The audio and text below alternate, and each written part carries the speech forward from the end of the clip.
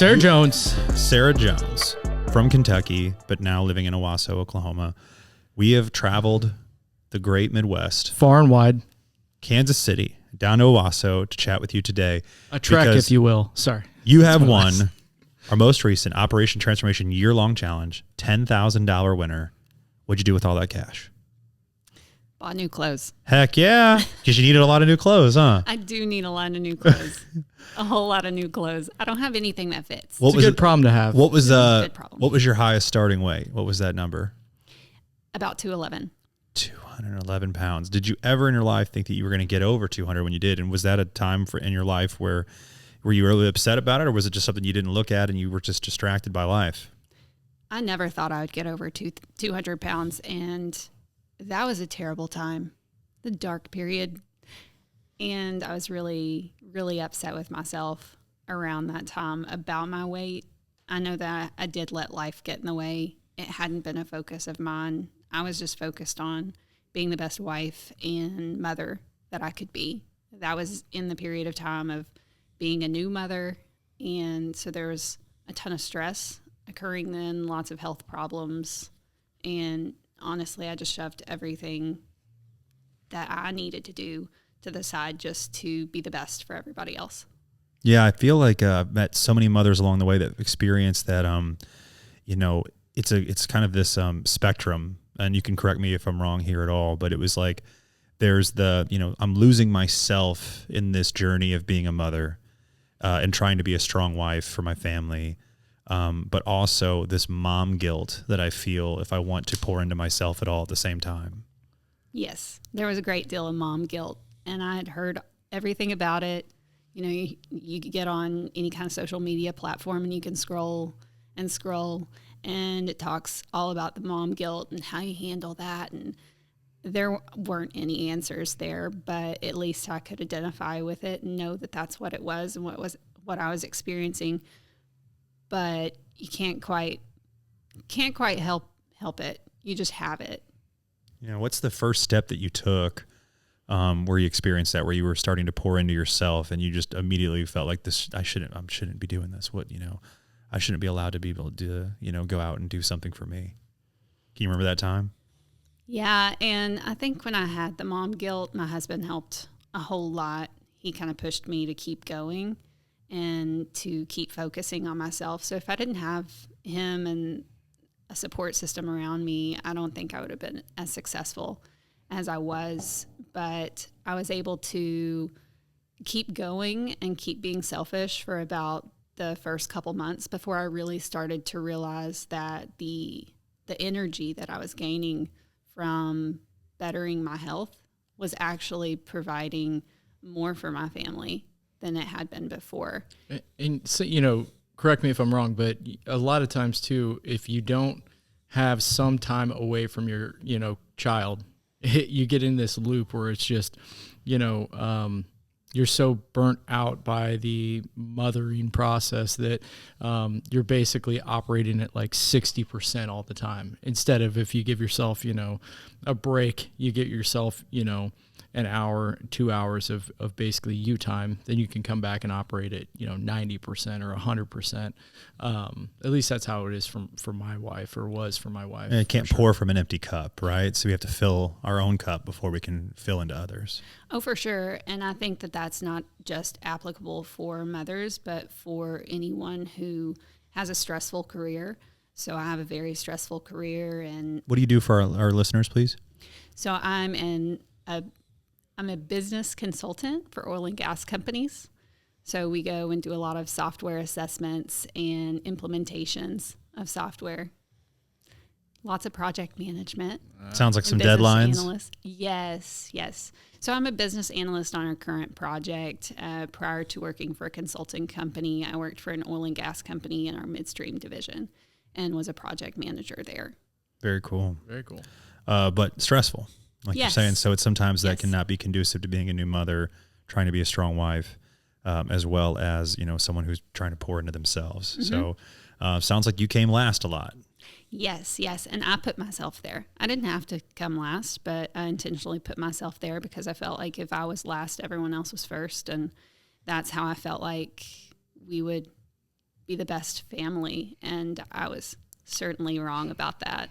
What was the breaking point for you where you decided, you know what, I got to make a change?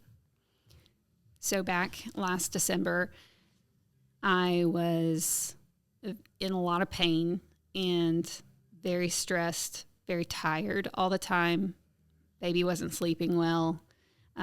Our baby was a little bit heavier, so he was 22 pounds, which doesn't sound like much, but since he was having trouble sleeping, we had to rock him until he fell asleep to put him in the bed. And we had to do that probably on repeat about 5 times until he would go to sleep.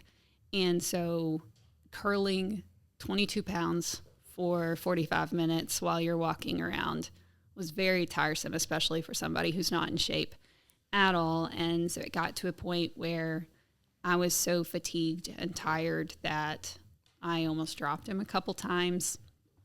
It was very hard to put him in the crib. So when we had to move it down to the lower levels, I wasn't able to do that anymore. And so at the point where I had to hand him off to my husband and say, hey, I can't do it anymore. You have to lay him down. Or I can only rock him if I'm sitting in a chair. And it was those kind of limiting factors where I was like, man, something's got to change. We've got to do something different. I've got to start lifting weights because I need more strength to be a better mother for my child. So I felt like I was failing him as a mother. And so when your drive in life at that time was to be the best mother you could be, and then all of a sudden you felt like a failure at it because you had no strength to be able to do it, that was the main driver. Mm-hmm. And that right there sparked how much in weight loss and how much in increased lean body mass? So from that point, lost 60 pounds. So from January to approximately now, lost 60 pounds and around 20% body fat. In 1 year's time. 1 year's time. That's awesome. So proud of you. If I was gonna do the work, I was gonna do it efficiently. Yeah.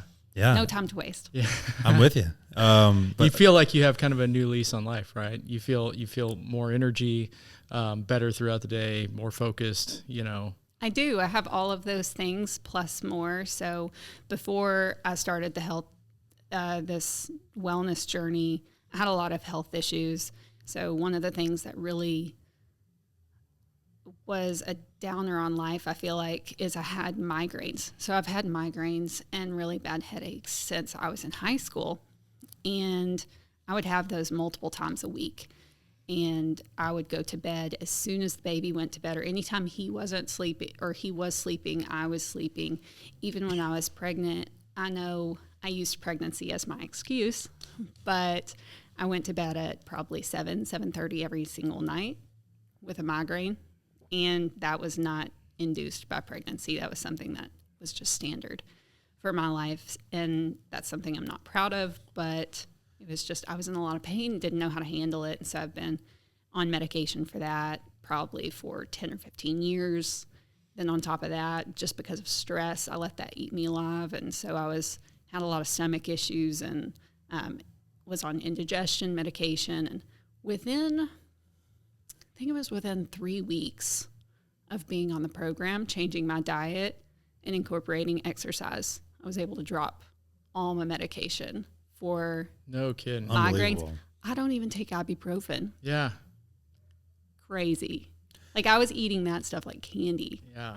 that's wild. And so what it did to your stress as well, right? Just not having as much stress on the mental side of things because you're releasing that through the exercise that you're doing. Yes. Yeah, that was huge, is just to have a place to go and let it all out. And where I thought that it always used to be pain, now it's a source of energy and it's therapy. Truly pouring into you.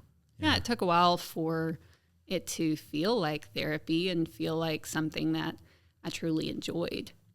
But I always tell people exercise is an acquired taste. You got to get to a certain point before you start like really enjoying it. The first little bit of it kind of sucks. Yes, it does. And then you get in shape, or you get in pretty decent shape, and you're like, oh, okay, I get it. Now I feel a little bit better. And let's be clear, like the part that sucks is just the discomfort. It's not that it's very difficult, if we're being honest. No one's asking you to go run a marathon tomorrow, right? If we just go for a walk, that's a pretty good start. pouring. I mean, it's just I have to break these rituals and these habits that have gotten me to this place that I'm at, that I'm no longer happy with. And that is an uncomfortable process. That's why they call it growth. Yes, and I think those habits are huge. It's those small actions that you can start incorporating and building on other things. So I focused a whole lot on building those positive habits, just that's one exactly little one at a time. Let's get really particular, if that's all right with you, Sarah. When you first got started, let's go step one. It's probably intimidating for a lot of people to come into a supplement store. How did you decide to come in and get started as far as that just first step where you have to look in the mirror and say, I'm ready to do this? And it's a difficult thing to do. So my story is a little bit different. When I started on my health journey through the First Form app, we didn't have a supplement superstore here in Owasso. So my husband actually had heard about it, and in January, he said, hey, there's a partners challenge with this First Form Transformation Challenge. Would you be my partner?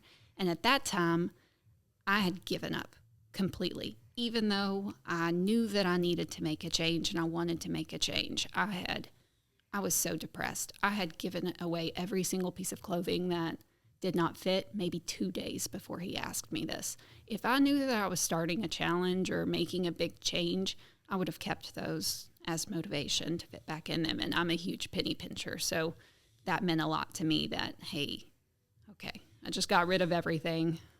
But hey, I will do anything for you. So yes, babe, we will do the challenge. We will start it. But you got that 10 grand to buy all those new clothes. So serendipitous. And you gave all those clothes away. If you would have asked me, maybe you wouldn't have worked as hard to lose that stuff, lose to win that challenge if you had those clothes to fall back on. I never got in on a challenge for the money, and I never thought that it was possible. And so that was never even an idea. Even when I got towards the end and was making really good progress, and I knew I would be upwards of 50 pounds lost, I was still like, challenge winners, they're like crazy weight loss, and they have all of these shredded abs, and I don't have those muscles, and it's always that not good enough. Sure. This is what I tell myself. I still struggle with this today. Of course. But yeah, back then it was even worse. So we started the challenge. I just got my hands on as much information as I could, really immersed myself in the community. And we had just started. Is this the Operation Transformation community at this point? This was the First Form community, because we hadn't discovered S2 yet. And then when we were out in Owasso running some errands in the spring, and we had just started taking some of the First Form supplements, and my husband had just told me the backstory of S2, and we drove past the new location, and I looked at him and I said, okay, like supplement superstore, right? Like that's what we were just talking about. We just passed one. He was like, are you really? He said, they're not here. I was like, they're here. Turn around. So we turned around and we like ran, and we were like, we have to go in. We don't need anything, but let's go in. Yeah. And we came in and we were so excited. And of course we, started getting all of our supplements here, and I got started in the S2 transformation or Operation Transformation Challenge, and started doing body scans here, and that became like a regular routine. But we were so excited to have like people that we could, have this one-on-one relationship with right here in Owasso. So we were stoked. We were so excited. And you were telling me before the podcast, you were attributing your success to a couple of different things. Obviously, the community meant a lot to you, being able to have, real people that you could talk to and consult on a regular basis. But you had a couple non-negotiables that you said that were really the game changer for you when you started doing the Operation Transformation Challenge. Can you tell people what those two things were? Yeah, I think it's really important for you to, no matter if you have a good week or a bad week, make it a non-negotiable to get a body scan and do a check-in, do an assessment type check-in. Mm-hmm. That way, if you do that, you can own up to whatever mistakes you may have made that week so that you can make more progress the following week. And that was something, as a people pleaser, I know that about myself. I know that that's, one of those internal motivating factors. So I used that upcoming check-in and weigh-in to kind of motivate me to stay on track during the week. Yeah, and we were talking with body scans or any kind of measurement that's going to tell you, body fat percentage versus lean muscle tissue. If you ever get to a point where you're starting to plateau out and you're feeling like you don't have the motivation to want to keep going, because a lot of people look at the scale as being like the ultimate factor in progress. If you have something that is helping to measure body fat percentage and helping to measure how much muscle tissue you have, it basically allows you to go easier on yourself if the scale number is not moving, because there's always, well, hey, look, my muscle tissue went up last week, my body fat percent went down, I'm still on the right path. It's just that, with weight loss, there's so many different things that can happen to you when it comes to like if the scale moves or not. It could be water retention from stress. It could be, you had more salt on your food yesterday. It could be that you need to go to the bathroom. There's a lot of different things that can halt a scale number. Yeah, timing of day. All of it goes into it. And so it's like if you have an in-body scanner or something that's measuring muscle tissue to lean body mass, or to body fat, it's a much easier way to basically stay motivated through those times you're plateauing, which you explained that you had times where you were plateauing. Gives you such a clearer picture. Yeah. The more data points we can collect, the more clear of a picture we can paint on where we're really truly at. And that non-negotiable of showing up for yourself every week, regardless of how you treated yourself that week, is so important to stay in the game, right? Stay in the fight. And it's so much easier to stay comfortable and say, you know what, who am I kidding? Yeah. I'm not a fitness person, and you want to go back to the version of yourself that you already know you didn't like. And so, I empathize with your situation so much, for anybody that's listening, Sarah, we've just met, but like I've lost 60 pounds 5 times. And so I've been a yo-yo dieter since I was probably like in high school. I've always been like a self-conscious person about my weight. I was like the chubby kid in like 2nd grade.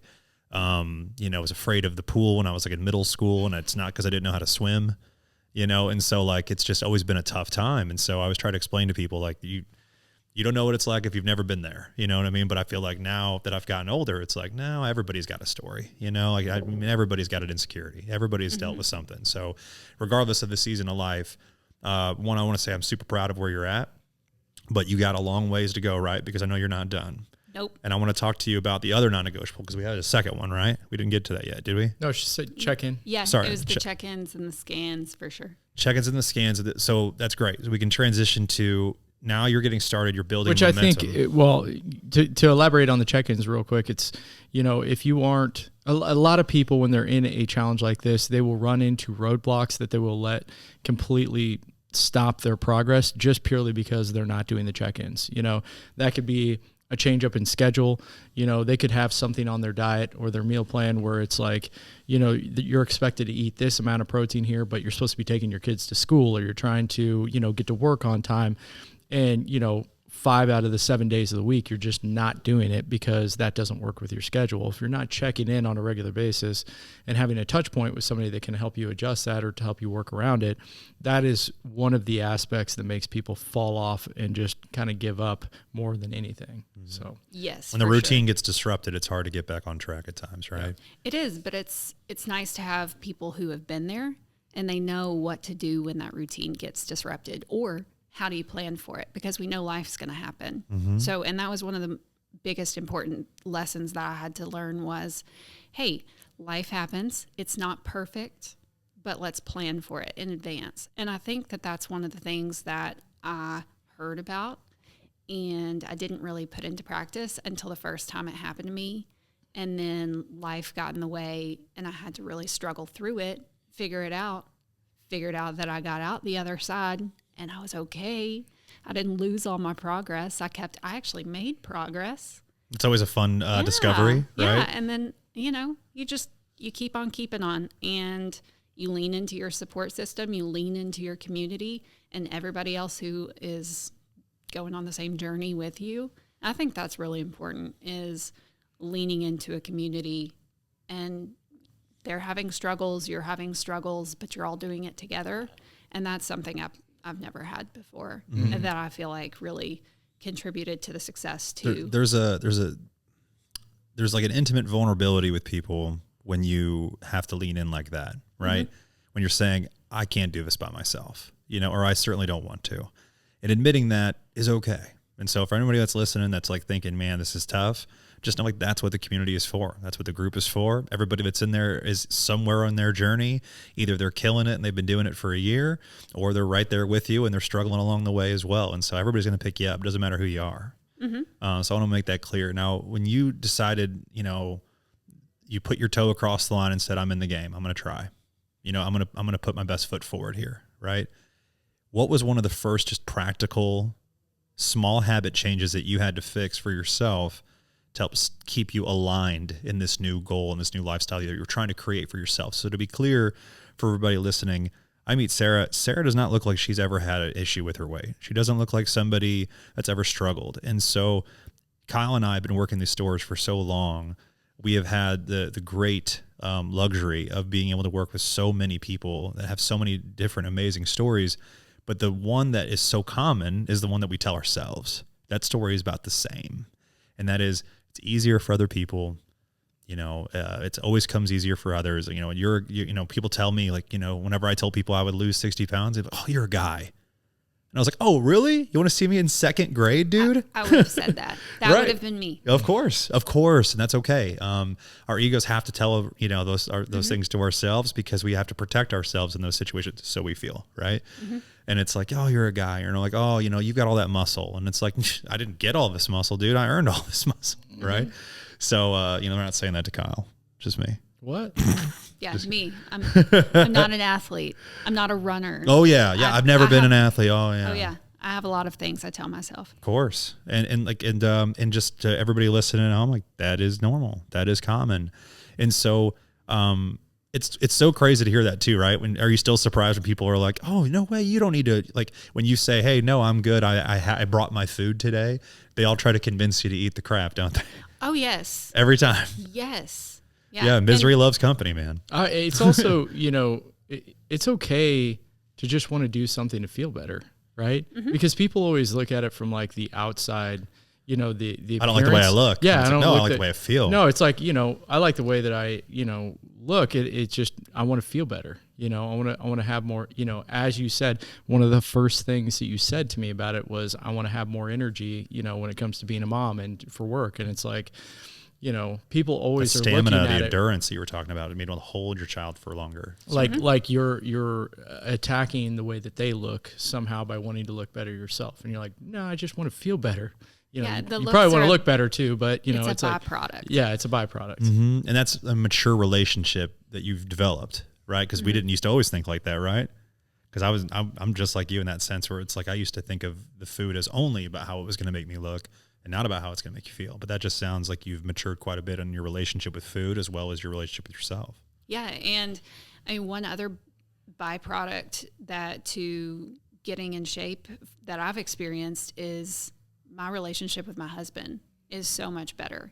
And maybe it's just because we're going on this journey alone, but I doubt it. And we've spent more time this year having quality conversations while doing nothing but walking.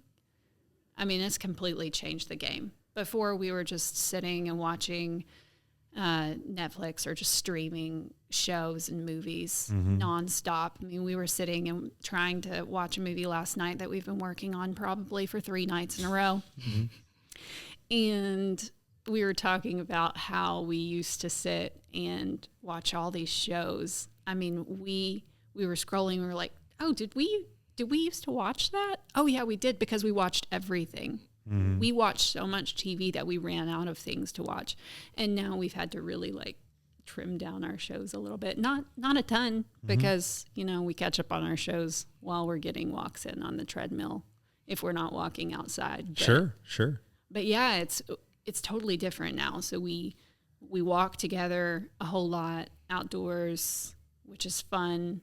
We take our son with us, and so it's just quality family time that we didn't have before. And I feel like that has completely changed our relationship. Mm-hmm. And that's and you're present throughout those times, right? Yeah, and that's an added bonus that I had no idea was there. when I got started, if somebody told me that, and I thought that we were very blessed to have a great relationship before, but if somebody told me, hey, it's going to be 200 times better, man, like that would have changed the motivation right there. But that was just a little sneak attack bonus. Yeah. I love that. I came along the way, loved it. Totally. It's also, you know, when you're in a relationship like that and you're both trying to be healthy for one another, it's like, you know, since I became a dad, I look at health and fitness differently, because it's like I want to be around for my grandkids. And I don't want to just be around. I want to like be active with them.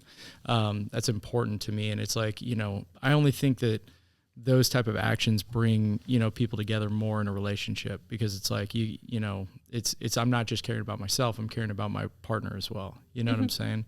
And it's very, you know, it's one of those things where, you know, if you are demonstrating that to your partner, I think that, you know, it just makes the bond that much stronger, you know? Sarah, do you remember that first week when you got started? Just being more consistent, you know, saying, all right, I'm going to start making exercise a priority, you know, not being such a people pleaser, not going to feel any mom guilt, you know, I'm going to pour into myself starting now, right?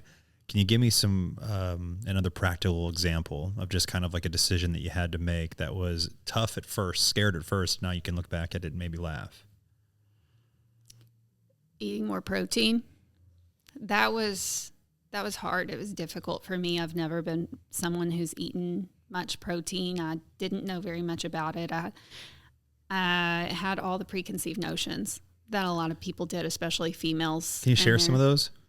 Yeah, I mean, people think that, oh, you eat too much protein, you'll get bulky, you're going to have stomach issues. Bad for your kidneys. Yeah, all the things. And so I'm not trying to look like a bodybuilder, you know? Yeah. And I didn't think I was going to look like a bodybuilder out the gate, but, you know, who needs protein powder if you're not a bodybuilder? And again, I mentioned that I'm a really big penny pincher. I did not want to spend money on protein powder. I was like, we can go to the grocery store and we can get some chicken.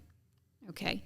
But now what I'm realizing is Protein powder's cheaper. yes, man, that chicken's so expensive right now. It's only gotten worse. We yes, won't go down that rabbit hole, but it's only gotten worse than last Separate year. podcast, completely, but yeah. Yeah, but that first week is I had to up my protein. And the only way I was going to do that efficiently was through protein powder. And as I've gone on my journey, and my protein has actually increased probably about 20 to 40 grams every couple months since I got started, and that's only helped my weight loss. And I'm just now starting to taper down a little bit, but I've learned that my body functions better with this higher level of protein. So even though my limit for protein, which is a little high, so I'm at like 225 right now to 240. I've been there since July. Doing like a gram and a half. Yeah. So it's a lot of protein. What are your calories at? I'm right around 2,000. Very cool. Yeah. I mean, it's and I'm eating more food now yeah. than I ever was eating before I started. So for anybody who thinks, oh, you know, she doesn't eat. Yeah. I can't lose weight because I don't want to like give up food. You won't. You'll eat more. Mm-hmm. And that's one thing. Sometimes you'll be frustrated that you have to eat so much. I've been there. Been there. I mean, there's been a couple. A weird thought you never thought you'd have, right? Like, I can't believe I have to eat more of this. There's been a couple times when I've been hungry, but it's only been like the day or the 1 or 2 days after my carbs and fats got cut a little bit, but my calories have never changed. If anything, my calories have gone up over the last year in increments. So my protein has gone up every time there's been a cut to fats and carbs, and those have all been adjusted based on my specific goals. Mm-hmm. So it's not like hey, if your goal's not to get, ripped and cut, then, your macro is never going to be adjusted for you to get down that lean. But mine were. I wanted to see my abs. Got to 150 pounds, and I was like, let's go. Yeah. Let's talk about seen those. Let's talk about some of the classic pitfalls, right? Yeah. Because this has been a year-long journey for you. And so it's so exciting. There's a lot of people that are getting started right now, and they're wondering, what could this look like for me, or, you know, what's possible for me. And there's a lot of hope and there's a lot of, you know, excitement as far as how the year is starting for them. But there comes a time where everybody stops caring about, you know, that thing that you said you were going to do at the beginning of the year. People are no longer asking you about it and so forth. And now you're just kind of like in it, right? You're living it. And these are when, like, you know, it's kind of a thankless goal. And now it's just you versus you. Give me some of those classic pitfalls of, let's say, you know, dieting in the workplace, or, you know, eating with family, where you had to make some harder decisions or harder choices because most people are doing something different. And how did you get through that? So my number one pitfall is birthdays and cake. So here's how I got around it. Is I started going to the birthday parties, and instead of eating the cake when I was there, I would take a piece of cake, or if it was my birthday cake, or one of the big ones was my son's first birthday. So I took his cake, and then I had a second cake there too. So we had lots of cake at that birthday, and I chopped it up in little bite size, or not bite size, but thin slices, like 12. I portioned them out into small slices, and I froze them. So I learned how to freeze cake, and it's great. It tastes better, almost better frozen and thawed out later. And so when I had a really, really hard day in the gym, maybe I had like a high cardio day, something like that, where I knew that I'd burned a ton of calories in my body. And as I did this more, like, I knew when my body needed carbs. So if it was one of those days and I'd been spot on with my nutrition for a couple of weeks, I mean, this was not very common, but I would go to the freezer and I'd get a piece of cake and be like, yes. So you had to have all the slices that you always wanted, but you just had them saved up for yourself for those times. Yeah, but you used it as a reward. Yes. For the hard work versus a punishment and shame and guilt, like I'm the worst. Yeah, I was about to say, but I think really it's just a lesson in moderation. Yes, because it's huge. Like when I think cake, I think like boom, boom. He's that kid from Matilda. I'm gonna have a. You know what I'm talking about? A brick of cake. Yeah, and if you pre-portion everything and then freeze it out and then you go get it, I don't feel like you have the temptation to go out there and I'm going to get 2 pieces of cake and I'm going to unwrap both of them. Yeah. Oh, yeah. The temptation is not there. Well, because that all or nothing is not, that all or nothing mindset's not there. Well, and it doesn't look good in the freezer. It's not like it's sitting there on that platter and you want to eat all of it. Totally. There's like preparation to it. And I feel like if you eat too much of something good, you know, you feel terrible. Like after. trash. Mm-hmm. You feel awful. And if I just get like that one little piece of cake, I feel fine after I eat it. You got that sensation and hit the sweet tooth. And and it doesn't tank me. I don't have anything that I can quickly reach to get more. Are you familiar with James Clear's Atomic Habits book? And so that's one of his key habit forming strategies is make it rewarding and make it attractive. And so in your case, you made it unattractive, which is also how to stop doing what you used to do, right? Mm-hmm. So making it frozen, making it more difficult to reach back in and grab a second, et cetera, just keeps you from even thinking to do it. But then you also made it rewarding, so you got to have it when you felt like you deserved it. And, keeps the relationship with what you're trying to do in alignment. So I think it's awesome. Mm-hmm. I think the only 2 times that I had cake last year at a party was the first birthday, and I knew that was coming for a while, so I planned for it. And did everybody give you endless crap though when you didn't have any at these other parties? Is that's like the hard part for most people, right? Is they just don't want to have to be different in that situation. And have that uncomfortable kind of conversation with like, no, I'm dieting right now. And then when you say that, right, if you tell people I'm looking to change the way that I'm doing things, they just pour on all the compliments. And it's just like knee jerk. Everybody's like, oh, you look great. Yeah. And you're like, I just want you to treat me like normal. Like, let's just be normal. You don't have to fix anything special for me. I'll take care of myself. You guys celebrate. You're not hurting my feelings at all. Yeah, like I'm not looking for sympathy right now. Expert advice is just say, I ate before I came. Yeah. Yes, I do that a lot. I try to explain to everybody. I just say before I came. If unfortunately, when you introduce kind of like what you're doing, it makes them feel like they need to explain, one, like they need to compliment you a ton and tell you that you should just eat it anyway and so forth and that you look great, blah, blah, blah.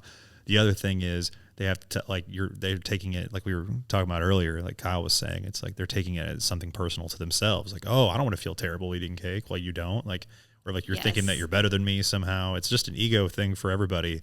And so by just simply saying like, hey, I'm not hungry, or I ate before I came, or I'm not feeling so good, but save me a slice, it just cuts that conversation off completely. Yes, for sure.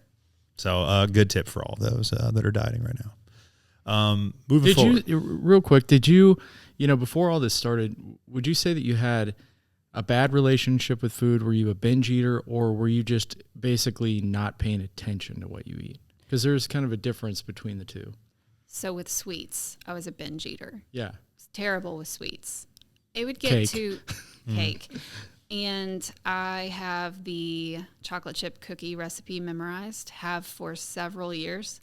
And it got to maybe like twice a week. Not proud of this. Maybe twice a week, I would make a half recipe of chocolate chip cookies because I felt better about a half recipe. Yeah. Because that's better. How good is this recipe, Sarah? It's pretty great. But we would eat just my husband and I. Okay, so this wasn't a crowd. We would take down that whole half recipe, which was probably about 24 cookies, and With milk? with milk, probably in a day. I don't know, 24 hours. We'll just eat all those, and we did that like twice a week for a long time, just because I could whip it up and I would keep everything. And now, all my baking stuff, top shelf. I have to get a stool to be able to get it. And I did that intentionally. Nice. Made it unattractive. I love it. I even put things in my pantry. Instead of those clear containers or just setting it all out, I got the baskets that you can't see in. You put stuff in those baskets and then you forget you ever have them. Totally. So that I could hide food that I baked on occasion with, like Ritz crackers. So put those in that so that I knew if I see a recipe that like I needed to make for something, I could go and it would be there. But on the attractive part of it, it's not there where you can easily grab it, pull it out, Correct. and just sneak a few, whatever it may be, right? Yeah, I'm a big person. If I see it, I want it. And if I didn't see it, that was one of the things that I realized that really That was your helped cue, me. right? We're going back to the same book. If I don't see it, then I'm fine. If you don't have the cue, then you don't have the craving. Correct. Yeah. So, and that's one of the things that I feel like was a huge point of my success this last year is nutrition. I got on and I felt like I was pretty spot on with my macros and my goals on that front all year. And that's like the thing that, I want to go, there's a couple things I want to cover here. So you have your friend who's getting started and you were mentioning her and her mother are looking to, what she said, get on the Sarah train. Yes. Which is great. But before we get into her, I want to make sure I highlight one thing. You love to bake whenever you do bake, it sounded like. Yeah, I'm a huge cook and baker. So I actually have a cookbook. Oh my gosh, it's incredible. Just a family cookbook, but yes. But awesome. I love to hear that. So if you love to bake, there are somebody who right now doesn't want to get started with loving themselves because they simply, and I say that intentionally, because they are just 100% telling themselves, yeah, but I love to bake, right? So when you were saying how I hid it from myself, I made it unattractive, I made it, I have to have a stool to get to those things. They're like, well, I don't want to let go of the baker I am. I love to bake. And so the point I want to make to you is that, to just check on this with you, is that you still love to bake. Yes, I do. And you still get to bake. I still get to bake. But to being honest, if we're being honest with yourself, if you're listening at home and you're somebody who's telling yourself this, do you have a healthy relationship with baking? Or are you using your love for baking or we're going back to that same book, your identity as a person who loves baking, right? I am a baker. I bake. It's like you're using that, unfortunately, in an unhealthy way to enable yourself to continue with the same habits that you've built that are no longer serving you or your health or your relationship with yourself. Yeah. You see where I'm coming from? I mean, I used my love of baking to get more sugar, to get that instant sugar high that I thought would make me feel better. And that was how I handled my stress. And it made things so much worse. And now I realize that it was the root cause of my headaches and migraines. And so getting rid of a lot of that refined sugar made a huge difference. And I think that's why I saw such an immediate difference as soon as I started cutting that stuff out. So it's not that I don't have it anymore. I still do. I just have a whole lot less. I have it more in moderation. I use it as that reward. It's no longer a soothing technique. It's more of a reward. Correct. So now moving on with your friend who's getting started, right? She's asking, hey, and this is a classic pitfall of anybody getting started. They don't want to overcommit because they're looking at the mountain. They're not looking at it as a molehill. And so she's like, oh, I'm not trying to get like you, and excuse me. What is something you would tell somebody who's getting started, who's thinking of this as like, oh gosh, like this is such a commitment. I'm not sure if I'm ready, et cetera. What kind of advice would you give to somebody that's in the same kind of shoes as you, that's just kind of nervous to get started and doesn't feel like I want to go all in all the way? So I would say pick a couple things. Maybe it's not everything. So I know I went all in on every front, the macros, the walking, the resistance training, the water. It's all part of it. But if it's too much of a commitment for you to do every single thing at once, then I would focus on the biggies. And I would be consistent with those things. Once you're consistent with one thing, then add a little bit more in. You use those great words, that non-negotiable that you used earlier. Yes. I loved that. Let's stay there. So those biggies are now non-negotiable. Yeah, protein. Like, get your protein in. Make sure that you have that. That would be probably number one, non-negotiable. Second, if you're not used to getting in the gym or doing anything like that, walking.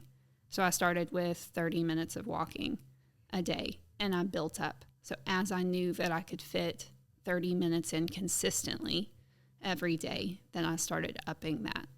But getting started, looking at trying to commit 1 hour of my time to either the gym or to walking, that was a huge time commitment in my life. And I didn't think that I would have time to work that in. So just a little bit of walking, do that, do protein, start focusing on your water a little bit, and then build up. I know that it was very overwhelming to start tracking my food. I think that's really normal, especially if you've never It's a scary thing for most people before. Yeah. Mm-hmm. That's really scary. So tracking just protein though just keeps it simple, stupid. Yeah. I'm just going to look at this one macronutrient on everything and make sure I hit this protein goal per day. Let's be consistent with that. If we can be consistent with that and it becomes a routine, I know for me, I get my protein numbers in a whole lot through some habits that I've built after every workout that I do. I have 2 scoops of an isolate. So after the workout, and then I always have protein before I go to bed with collagen. So that's a routine I've done, and that's allowed me to hit my protein numbers. Phenomenal. 2 really most easy. important times a day to have protein. 2 phenomenal Yes. times, and you're using exactly the right tools for the job.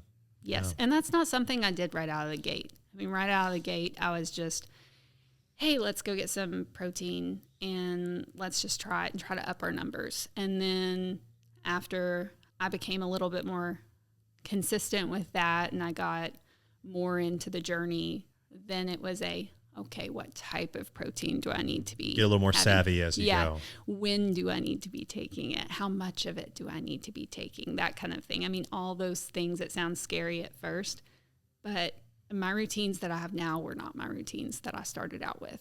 It was something that was built like one brick at a time. A common thing along the way, right, is we're stepping on the scale. One of the most common pitfalls, right, is I did everything I thought that I needed to do. I checked every box and I stepped on the scale and it didn't move. Or like worst case scenario. Or it went up. It went up. Been there. Lots. Gonna happen, right? What do you tell yourself in those moments, and how do you keep yourself from quitting in those situations? Maybe you do. What happened? So I lean back to everything that I've learned so far in this journey is that if it doesn't move or it goes up, there's so many factors that it could be. So I don't rely on the scale anymore. Although I really like to look at it, I have a different relationship with it. So I know that I could have inflammation, especially if I travel. So even if it's I do a a long drive, or I did a 24-hour, airplane turnaround trip, and the scale said I was 5 pounds up just in a matter of 24 hours.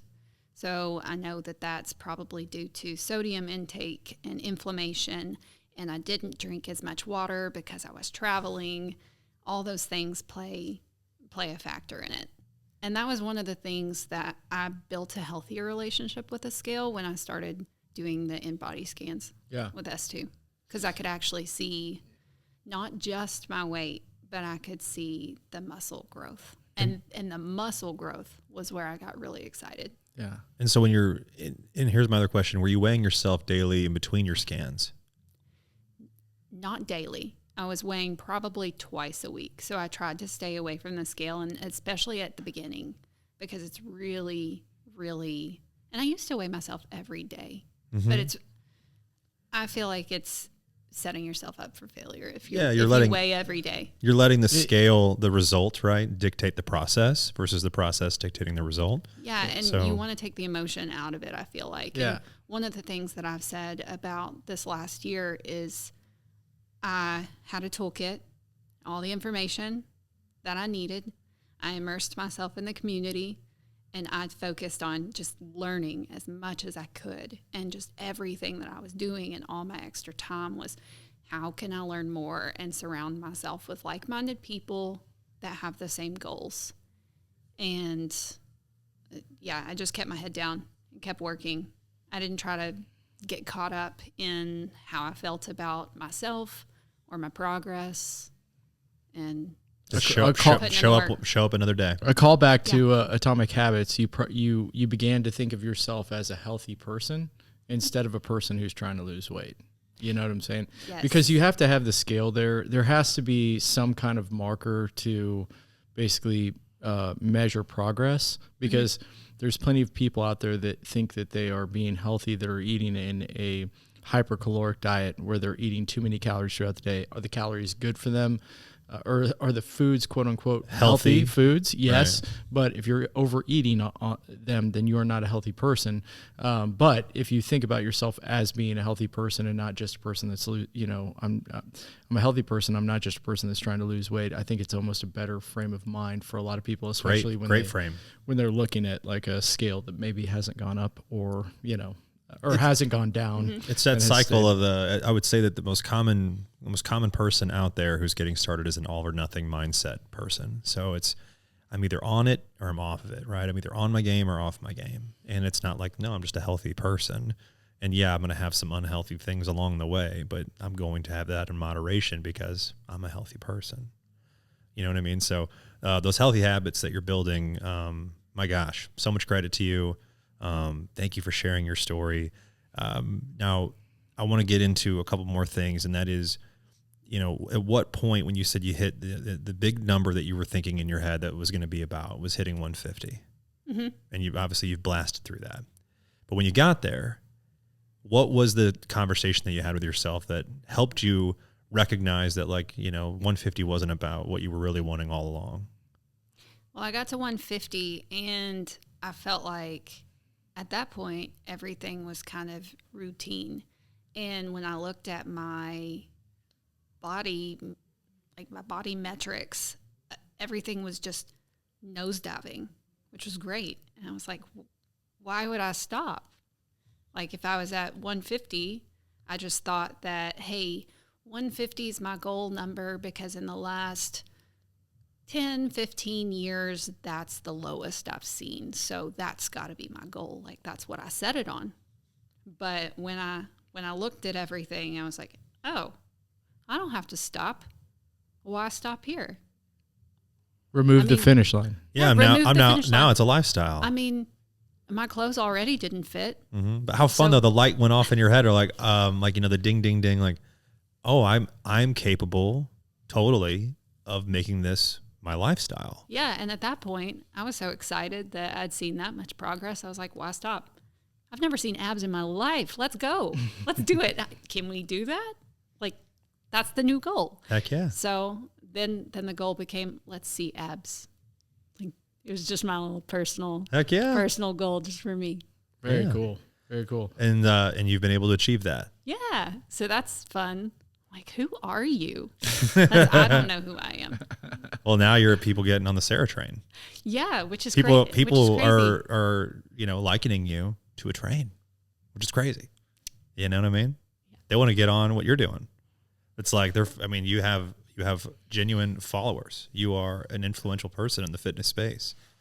You have a ton of people who are going to love this story. I'm so excited to share your story with everybody else because it's just so damn relatable. I think everybody in their life at some point can think of a time where they feel like they were in a season that was very, at least feeling similar to how you felt in those moments. And just so excited for you, for Randy, your husband, pulling yourself out of that. Yeah, for sure. And for anybody who's listening, like, I really want people to know that you're going to feel better, but you're going to operate so much better too. And it's not personally that you're going to operate better, but you're going to be a better mom. You're going to be a better wife. You're going to be a better employee. Like, we're doing crazy things at work right now. I know I haven't talked about work, but I have a team that are like-minded in the health and fitness space too, which has helped because they've been really supportive of my journey as well. But I mean, my specific team, like, we're like knocking down doors. We're doing great things. And I think it's attributed to the lifestyle. It's just, you just have lots more energy to just go out and conquer. Mm-hmm. And you're excited about it. You're excited about life and what's ahead of you. And that's something that I wasn't excited about before. It was just a day by day thing. And now I'm just, hey, let's go plan for the future. You mentioned that energy. Go get it. I love that. I love it. You mentioned the energy side. Talk about the mental health a little bit. How has that improved? The relationship just with you. 100% better. So much better. I'm always a stay quiet, keep it in, beat myself up. I'm my worst critic. And I've always battled with like the body image. Always felt like I was fat, even though I wasn't. I was the skinny girl through high school, but I didn't think I was. I always thought I was super fat. And so that's something I've always struggled with. I'm not good enough, self-esteem issues, and had no energy. So just always constantly beating myself up. I've been blessed to be successful throughout my life, but I can't manage to make myself believe that I am. And now I think I'm finally realizing maybe who I really am. I've been focused on so many other things for so long, and then just trash talking myself that I haven't been able to enjoy me. Yeah, being proud of who you are is a cool thing. Mm-hmm. And I feel like I'm meeting me for the first time. Very cool. And that's pretty cool. That's the coolest. I like Sarah. Yeah. Oh my gosh. She's not too bad. Yeah, that's awesome. She's okay. Yeah, that's very cool. I love hearing that. And again, thank you for sharing that with us. I want to talk one more thing about just like you mentioned, how much more energy you have, right? Again, but also, this positive relationship that you have with yourself and how contagious that has been to your team, to the people, that you work with. And I want to make it clear that when people are out of alignment, when people are not following what they know they want for themselves, but they're not doing the actions, you carry around a lot of shame, you carry around a lot of guilt, and that weight is heavy, which is where that energy is lacking because you're carrying around stuff that no one can see. You feel like it's your weight and it's what you're carrying around in your mind. Oh man, you are so right. And that's shame, exactly what it is. And you're just carrying it around all the time. And any time that you would think, hey, I need to go do that extra thing, right? Anything that's beyond what you have to do, you ask yourself, oh, what's the point? I'm just going to screw it up. I'm not going to do a good job. And that's you just being hard on yourself over and over again. So if you're hearing this right now, I promise you, if you start making good decisions, just one, you don't have to make every decision tomorrow. You just have to make the next best one. Mm-hmm. And start with that next best decision, that next best choice. And if you can make that good next best choice, you can have a little bit of momentum. And that momentum turns into the next best choice. And you're going to start turning that momentum into belief.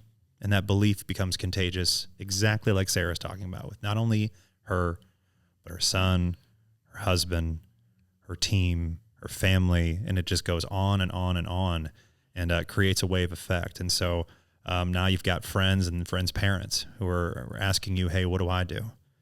And, you know, back in the day, if they'd asked you when you first started, you'd say, you know, I don't know. But because you have all the space that you've created, because you've gotten rid of that shame, you've gotten rid of that guilt, you've gotten rid of all that weight that you were carrying around, you can carry more. You have all the space to. Does that make sense? Yes. So that's my way of articulating it. I don't know if I'm saying it the best, but I just want you to know that, you know, what you did was very difficult, but you made it sound a lot easier. And I think that's important for people to hear, is that, yes, what we're talking about is difficult to do, but it's so simple, so much more simple, but not easy. Yes. I mean, it is hard.